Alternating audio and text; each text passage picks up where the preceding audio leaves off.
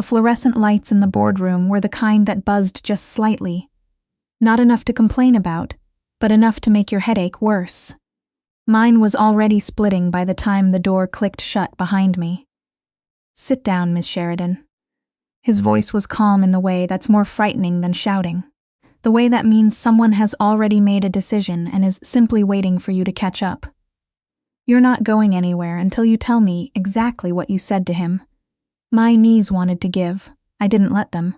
I lowered myself into the chair across from his desk, the kind of desk that takes up half a room and is meant to, and pressed my hands flat against my thighs to stop the trembling. How had 3 months of my life collapsed into this single moment?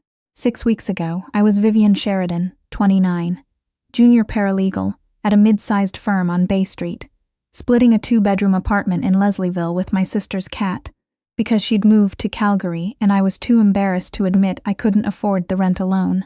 I was surviving on Tim Hortons double-doubles and the quiet, stubborn conviction that I was one good break away from something better. I should have known the night I walked into the Meridian that the break, when it finally came, would not be clean. My firm had sent me to deliver documents. It was late on a Thursday, nearly 10, the kind of errand they gave to the lowest person available. The Meridian was a private dining club on King Street West, the sort of place where the menus had no prices and the lighting was warm enough to make everyone look like a secret. I'd walked past it 100 times. I'd never been inside. The maitre d' looked at me the way people look at someone wearing the wrong coat at the wrong party. I gave him the name on the envelope. He told me to wait. I stood near the entrance with my courier bag over one shoulder and tried to look like I belonged. I did not belong. "You're here for Fitzgerald?" The voice came from my left. I turned. He was standing at the edge of the entrance hall, a glass of something amber in his hand, jacket off, top button undone. 40, maybe a few years past it, with the kind of face that would have been pretty if everything about him weren't so deliberate. Dark hair going silver at the temples. Eyes that were doing a full assessment of me in the time it took me to process the question. "I'm delivering documents for my firm," I said. "For a Mr. A. Fitzgerald, Alec Fitzgerald." He set his glass down on the narrow console table beside him. "That's me." I handed him the envelope. He took it without looking at it, looking at me instead. "You walked here?" he asked. "The subway, alone. At 10 o'clock. That's generally how I get places." Something shifted in his expression. Not a smile exactly, more like the consideration of one. "Vivienne," he said, reading my name off the courier slip still in his hand. No one called me Vivienne except my mother when she was irritated with me. My name tag, had I been wearing one, would have said Viv. "That's my name," I said, and held out my hand for the slip. He didn't give it back. He looked at it for a moment longer than necessary, then tucked it into his jacket pocket like it was something he intended to keep. I should have asked for it back. I didn't. I took the subway home, told myself it was nothing, and spent longer than I should have lying awake thinking about the way he'd said my name.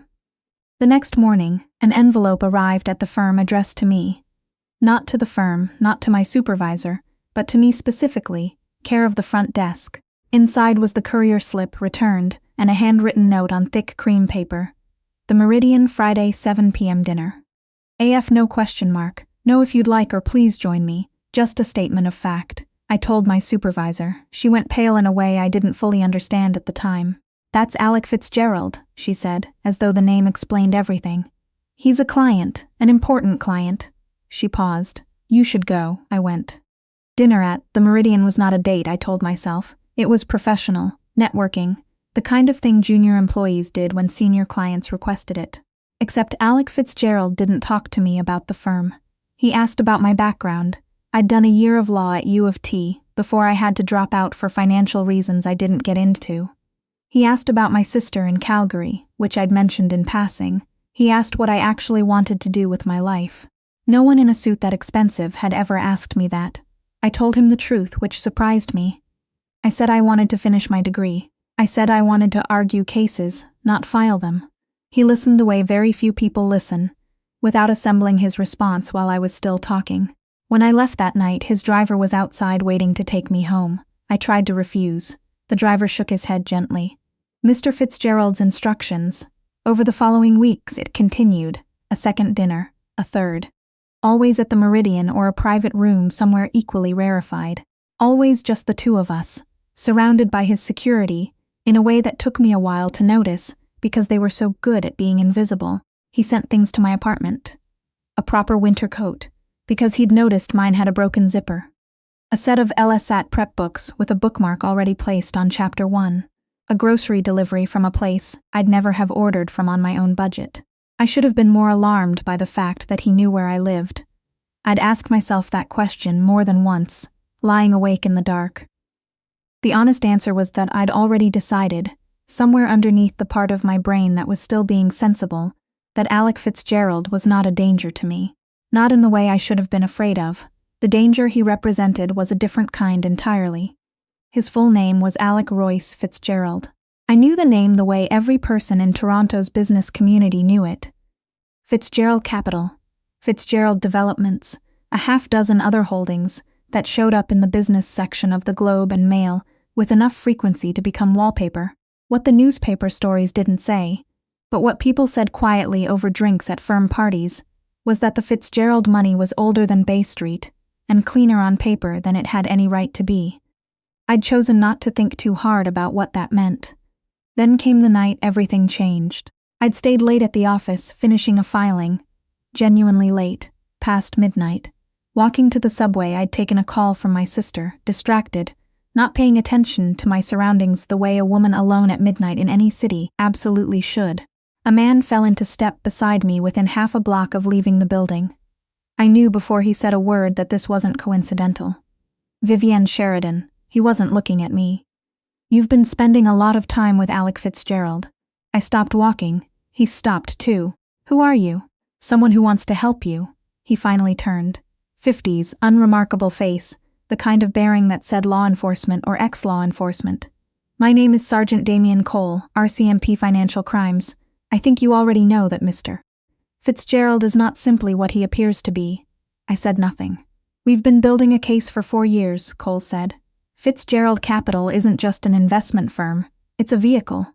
The construction contracts, the port holdings, the numbered companies in the Cayman Islands. It's a very elaborate machine for moving money that belongs to very dangerous people." He paused. "People who have caused a great deal of harm." I thought about the coat with the broken zipper, the LSAT books. The way Alec listened to me like my words were worth something. "What do you want from me?" I asked, because I already knew he didn't stop me at midnight on King Street just to inform me. "Nothing dramatic," Cole said. "You're already in his circle. We need documentation. Access to communications, internal records, anything that connects the legitimate business to the accounts we've been tracking. You'd be protected. We have a witness protection program that—" "I need to think about it," I said. "Of course." He pressed a card into my hand. "But don't take too long, Miss Sheridan. And don't mention this to him." I walked the rest of the way to the subway alone. I didn't sleep that night either. I met Cole 3 days later. A coffee shop in Kensington Market, far from Bay Street, far from the Meridian. I asked questions. He answered some of them. I didn't give him anything, because I didn't have anything to give, but I sat across from him for 40 minutes, and that 40 minutes was apparently enough. And now I was here, in Alec Fitzgerald's boardroom on the 42nd floor, with the city spread out behind the floor-to-ceiling windows like a painting, and his eyes on me like he already knew exactly what I'd done. The folder on the desk between us was thick. He opened it to a photograph. Me and Cole, sitting at the window table of the coffee shop in Kensington Market. I was holding my cup with both hands the way I do when I'm nervous. "It's not what you're thinking," I said. My voice came out steadier than I felt. Alex stood.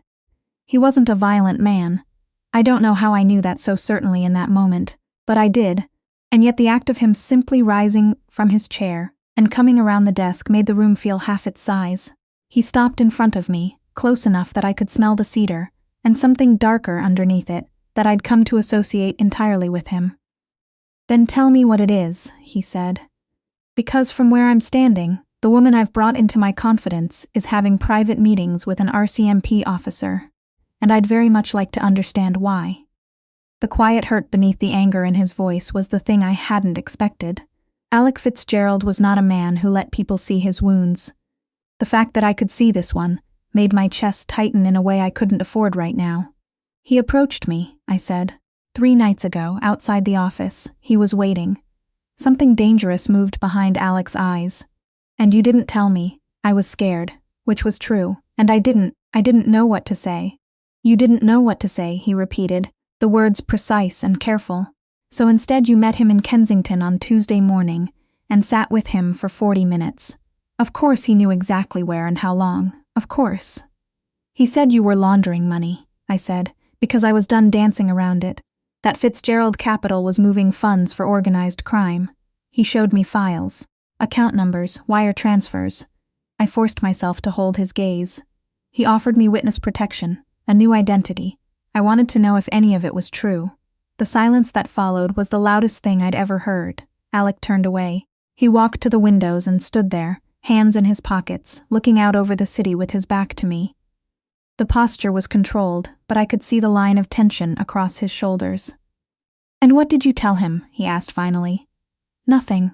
I haven't told him anything." I stood, needing to not be sitting down for this, but I need you to understand that I'm not. I can't be part of something that hurts people. If what he's saying is true, Sergeant Cole, Alex said, still looking at the window, has been building a case against my firm for 4 years. In those 4 years he has found nothing actionable, because there is nothing of the kind he's looking for. He turned. What he's found instead is leverage. You. I stayed very still. He doesn't want documentation, Alex said. He wants proximity. He thinks that because of what exists between us.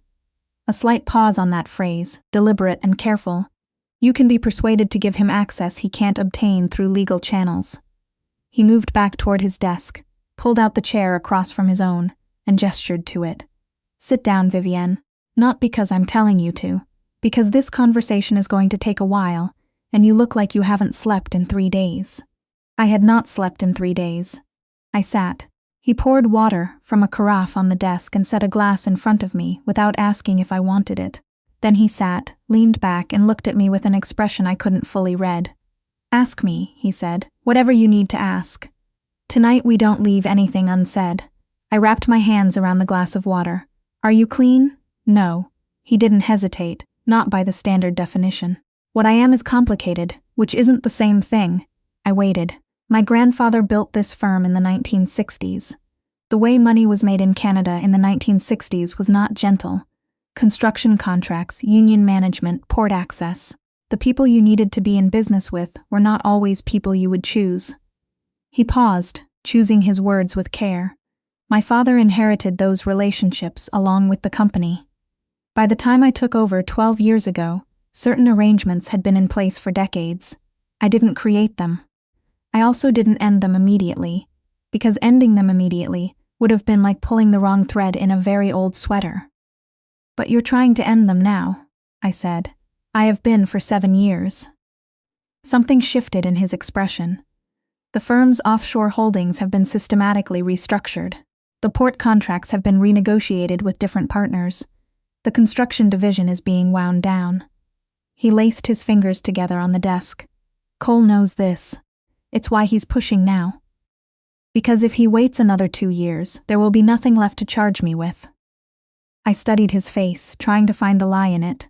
I'd gotten reasonably good at reading people in my time as a paralegal. You developed a sense for when someone's account of events had gaps they were filling in on the fly. Alec Fitzgerald's account had no gaps. The wire transfers he showed me, I said. The account numbers. Legitimate, he said. Accounts I can account for in full, with documentation. Cole is showing you the thing that looks incriminating without the context that explains it. A pause. It's a standard tactic. It works on people who are already uncertain. I'm a paralegal. I know how it works. I know you do. For the first time that night, something almost warm moved across his features. That's why I'm telling you the truth instead of a simpler version of it. I looked down at the glass in my hands. What happens now? With Cole? Nothing you need to worry about. Cole is a problem I've been managing for 4 years. He overstepped badly by approaching you directly, and that misstep has consequences for him, not for you. His voice was level. What concerns me is that he chose you specifically. That means he's been watching us. He knows that you matter to me. The last 3 words landed differently than I expected them to. I looked up. Alec was watching me with an expression that was stripped of its usual careful composure. Not completely. This was still Alec Fitzgerald, a man who had built a wall around himself so long ago that the wall had become architectural, structural, load-bearing. But there was something visible behind it tonight that I hadn't seen before. "You matter to me," he said again, quieter, "and I handled this badly. I should have told you more earlier, given you enough context to know what you were dealing with, who might approach you and why." His jaw tightened slightly. "Instead, I gave you a coat and LSAT books and assumed that was enough." The LSAT books. Something cracked open in my chest. "It was more than most people have done," I said, and was horrified to hear the roughness in my own voice. Alec looked at me for a long moment. Then he said, "Tell me about the dropping out. The year at U of T." It wasn't what I expected him to say. I shook my head slightly. "That's not humor me." He settled back, patient in the way that meant he wasn't going to let it go. So I told him. My father had died in my second semester. Heart attack, no warning, no time to prepare. He'd been the one holding the financial piece together. A small plumbing business in Oshawa, modest savings, a mortgage that couldn't survive losing its primary income. My mother needed help. My sister was already stretched thin in Calgary. I'd taken a leave of absence that became a withdrawal that became, 5 years later, a life I hadn't exactly chosen. Alec listened without interrupting. "Your father," he said when I'd finished. "You were close? Very." I paused. He would have thought this whole situation was absolutely insane, by the way. A surprised sound escaped Alec, not quite a laugh, but the beginning of one. "That's fair." He was quiet for a moment. "My father died 8 years ago. Stroke. He survived it, but—" He stopped. I waited. "He's been in a private care facility in Muskoka since then," Alec said, his voice careful. "Aware, the doctors believe, but unable to communicate, unable to move." He looked at the window. "We've kept it private. In the kind of business I'm in, vulnerability has a cost. If his condition were widely known, people would have tested you," I said quietly. "When you were new, yes." He looked back at me. "I visit every month, sometimes twice." A pause. "He was not a good man. He made choices that created the problems I've spent the last 12 years fixing. But he's my father." I thought about driving to Oshawa on a Sunday to help my mother with a leaking pipe, because I was the one who'd learned how from watching my dad, even though I knew nothing practical about plumbing and flooded the bathroom the first time I tried. I thought about how love for a flawed parent sits in you like a stone, heavy, immovable, completely irrational. "I understand that," I said. Alec looked at me steadily. "I know you do. That's—" He stopped again. He seemed to be doing that more tonight than usual, and I'd noticed that Alec Fitzgerald was not a man given to unfinished sentences. "That's what?" I asked. "Part of why I can't seem to stop being in the same room as you," he said. "You understand things without needing them explained. You see past the surface of people, a beat. It's inconvenient, I repeated, profoundly. The almost smile was back. "I've spent 20 years making sure no one could read me. You've managed it in 3 months without apparently trying." I looked at him, really looked at him, the way I'd been carefully not doing all evening, because it felt like standing too close to something bright. The composed, careful face with its careful eyes. The hands resting on the desk, one of them turned slightly inward, where a scar crossed the base of his thumb. I'd noticed that in the first week and never asked about it. "What happens if I say I want to leave?" I asked. "Go back to Leslieville, back to the firm, forget all of this." His expression didn't change, but something shifted behind it. "Then I make sure you're protected from any fallout from Cole's interest in you. I ensure your professional reputation is intact, and I don't contact you again." A pause, measured. "Unless you want me to, and if I stay, then we do this properly." He leaned forward, elbows on the desk. "Not whatever this halfway thing has been. Dinners in private rooms, gifts left at your door, keeping you adjacent to my life without actually bringing you into it. Properly." He held my gaze. "I'm not a simple man, Vivienne. My life is not simple. But I am done pretending it's something I need to protect you from, because what I actually want is to build something with you. Something real." The boardroom was very quiet. The city hummed 42 floors below. "I have a lot of student debt," I said. Alec blinked. It was possibly the first time I'd seen him blink with actual surprise. "That is what you're leading with reality. I'm a junior paralegal." I rent a 2-bedroom apartment alone because I was too embarrassed to get a roommate after my sister left. I have $68,000 in deferred student loans, and I own approximately 4 items of furniture, one of which is an IKEA bookshelf that isn't fully assembled. I spread my hands on the desk. That is who you are talking about building something with. Alec looked at me for a long moment. Then he laughed. A real one, the kind that reached his eyes and changed his whole face. Younger, easier. Someone I suspected very few people ever got to see. It lasted only a few seconds before he pulled himself back, but it had been real. The student debt is not a problem, he said. The bookshelf I can have assembled within the hour.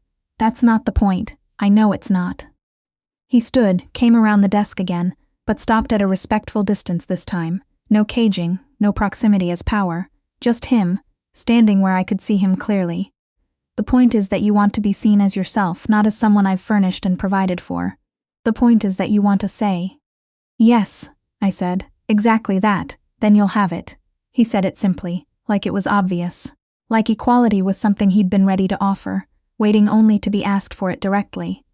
I'm not looking for something to manage, Vivian. I've been managing things my entire life. I'm looking for someone to be honest with.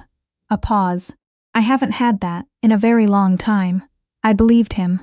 I wasn't sure I was ready to, but I did. I need time, I said. I can't just, this is a lot. Tonight alone is a lot. Of course, he moved back, giving me room. Take whatever time you need.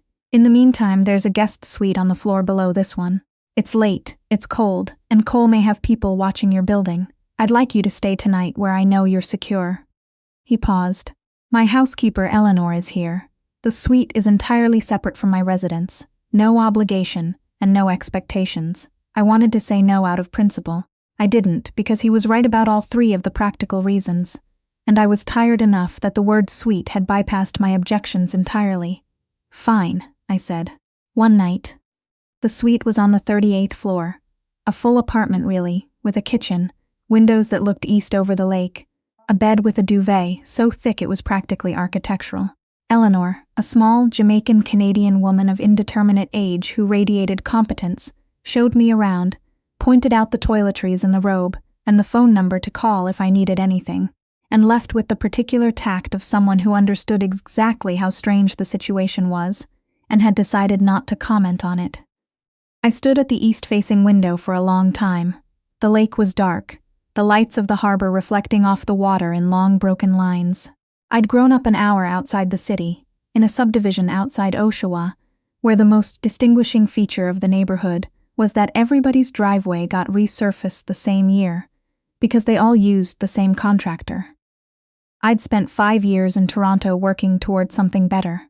This was not what I'd pictured when I'd imagined better, and yet, I called my sister. It was late, which meant it was even later in Calgary, but she picked up on the 3rd ring the way she always did. "Tell me something happened," she said by way of greeting. "You only call this late when something happened." "Something happened," I said. "Good something or bad something?" I looked at the lights on the water. "I genuinely can't tell yet."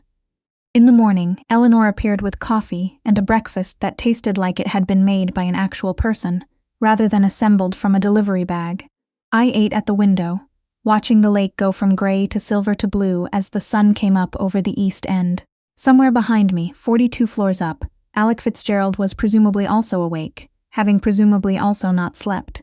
He knocked at 9:30. I heard him through the door, a knock, not a command, which I noted. "Come in," I said. He was in a different suit, which meant he'd been home, or he kept changes of clothes here, both of which seemed likely. He looked rested in the way that competent, controlled people learn to look even when they aren't. He was carrying 2 coffees from somewhere that wasn't a hotel lobby. "I went to the Tim Hortons on Front Street," he said. "Eleanor told me how you take it." I stared at him. Alec Fitzgerald in a suit that cost more than my monthly rent, holding a double-double in a paper cup. "You went to Tim Hortons," I said. "I was told it was important." He set the cup on the table beside me and kept the other one, taking the chair across without being asked. "My assistant seemed personally offended on your behalf when I suggested having Eleanor make coffee instead." I picked up the cup. It was perfect. The exact right ratio, still hot. "You have an assistant who knows how I take my coffee," I said. "I have an assistant who takes her job very seriously."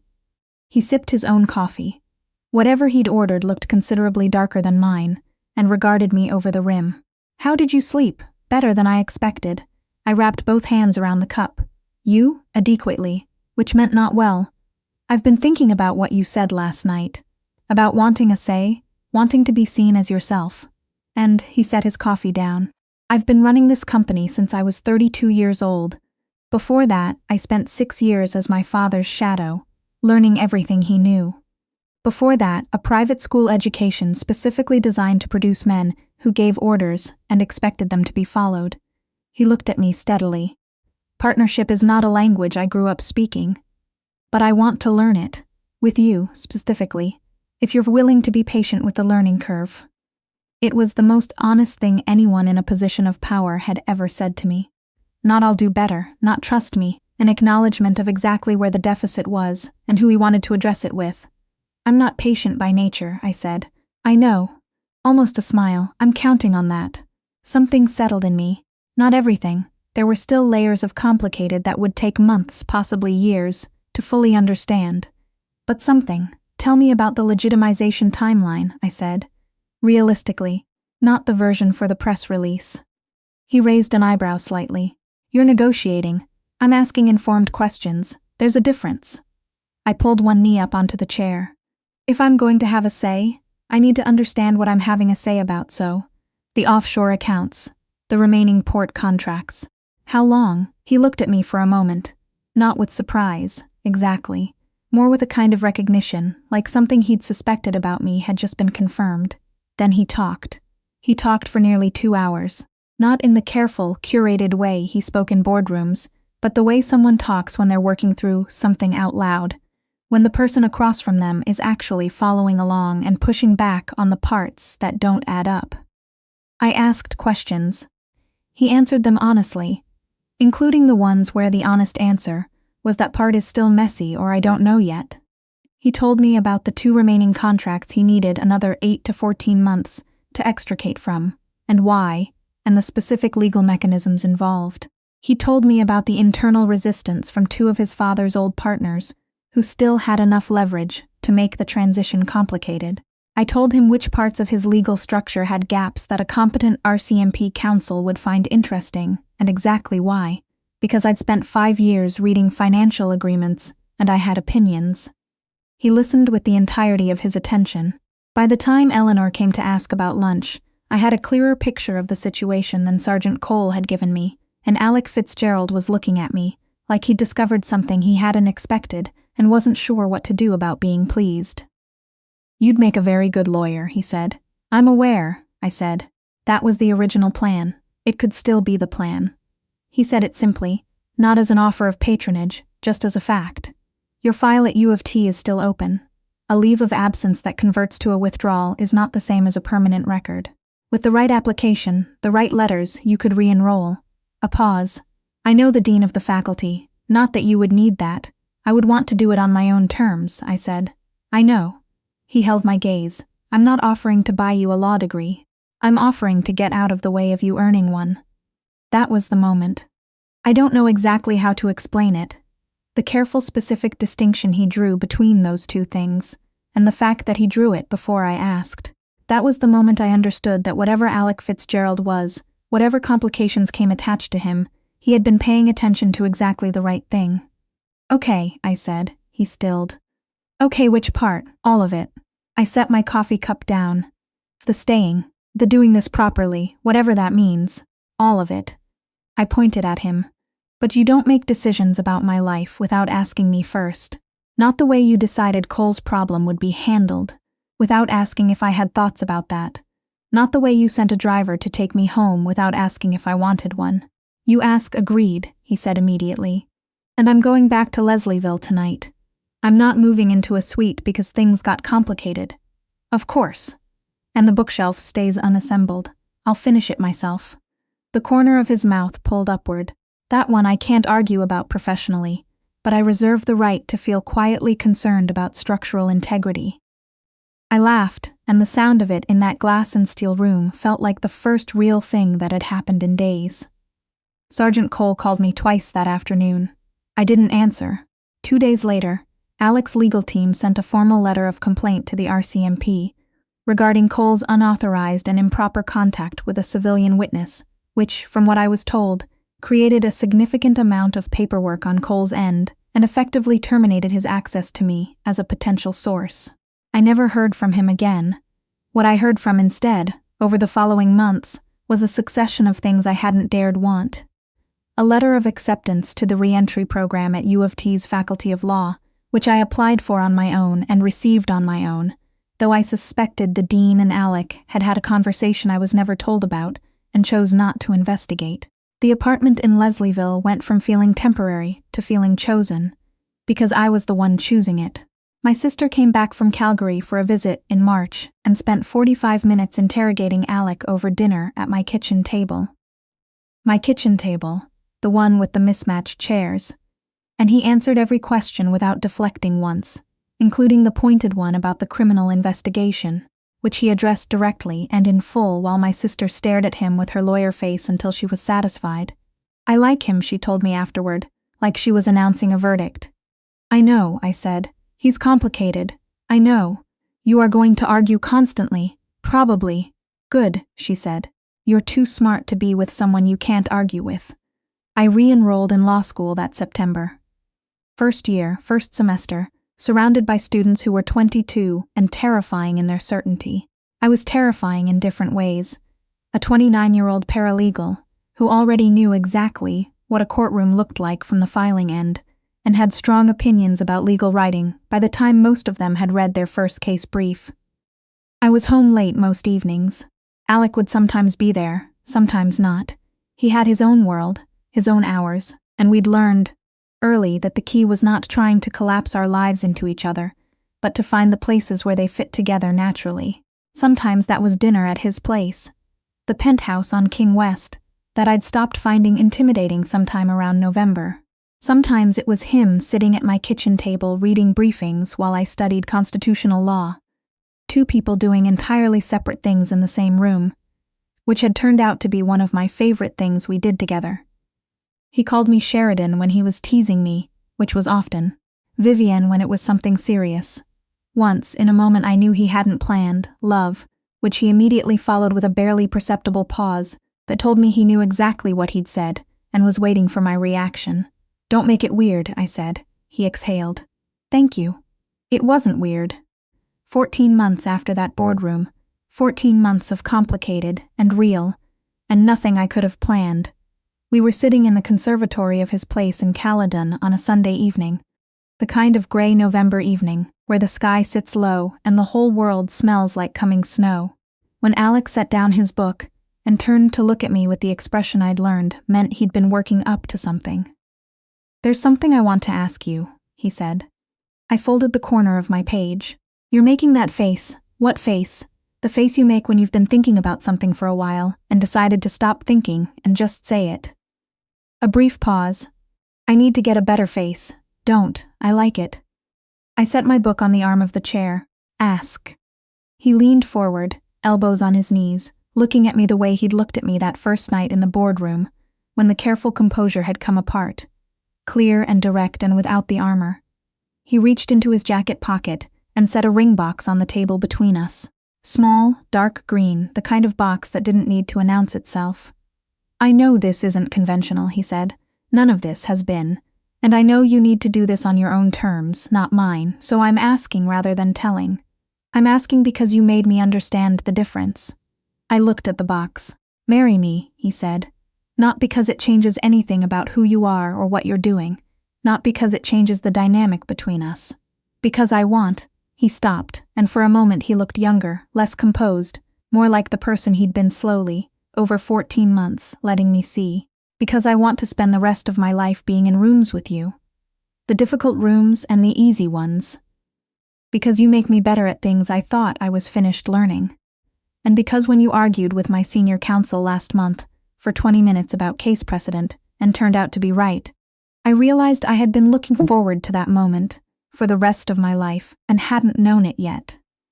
My throat was doing something inconvenient. You were there for that, I said. I was in the doorway. You didn't see me. The almost smile was very clear now. You were busy being right. I looked at the ring box for a moment longer. I thought about my father, who would have had approximately 47 questions, and then slapped Alec on the back and called him son. I thought about my sister, who would say I told you so in the most loving possible way. I thought about the kitchen table with the mismatched chairs, and the lake at night from the 38th floor, and a Tim Hortons cup held in the hand of a man in a very expensive suit who had gone out into a February morning to get it right. Yes, I said. Obviously yes. He exhaled, and in that sound was everything he'd been carrying while he waited. He opened the box. A ring, simple and clear, the kind of thing that didn't need to perform itself, and slid it onto my finger without making a production of it, which was exactly right. I leaned forward and kissed him, which was also exactly right. The snow that had been threatening all evening finally arrived while we sat there, coming down past the conservatory windows in slow, steady curtains, settling over the fields and the old cedar fence posts, and the bare arms of the trees. Alec refilled my wineglass. I went back to my book. He went back to his. The fire said things to itself quietly in the grate. Later, when I called my sister and she said I told you so, I didn't argue. She had, in fact, told me so. And for once in my life, being wrong about something had turned out to be the best thing I'd ever done.